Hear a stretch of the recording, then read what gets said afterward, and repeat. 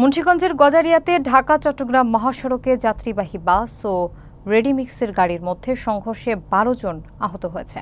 শনিবার সকাল ৯:৩০টার দিকে মহাসড়কের আনারপুরা বাস স্ট্যান্ড এলাকায় একটি ইউ-টার্নে এই দুর্ঘটনা ঘটে। আহতদের মধ্যে ১০ জনকে গজারিয়া উপজেলা স্বাস্থ্য কমপ্লেক্সে নেওয়া হলে ৪ জনকে গুরুতর অবস্থায় ঢাকা মেডিকেল কলেজ হাসপাতালে পাঠানো হয়েছে। বিস্তারিত দেখুন মোহাম্মদ রাসেল সরকারের প্রতিবেদনে।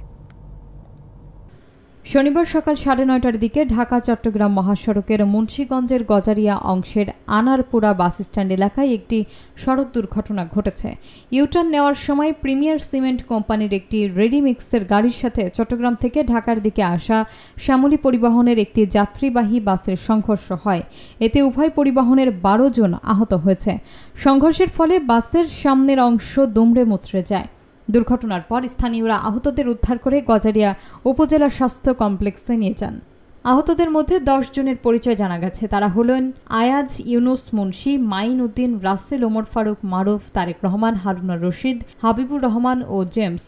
গজারিয়া উপজেলা স্বাস্থ্য কমপ্লেক্স সূত্রে জানা গেছে, আহতদের মধ্যে ৪ জনের অবস্থা গুরুতর হওয়ায় তাদের প্রাথমিক চিকিৎসা দিয়ে ঢাকা মেডিকেল কলেজ হাসপাতালে পাঠানো হয়েছে।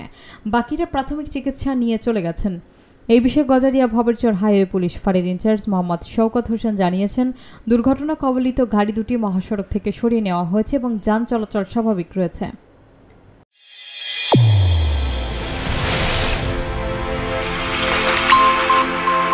চ্যানেল A1 হৃদয়ের স্পন্দন।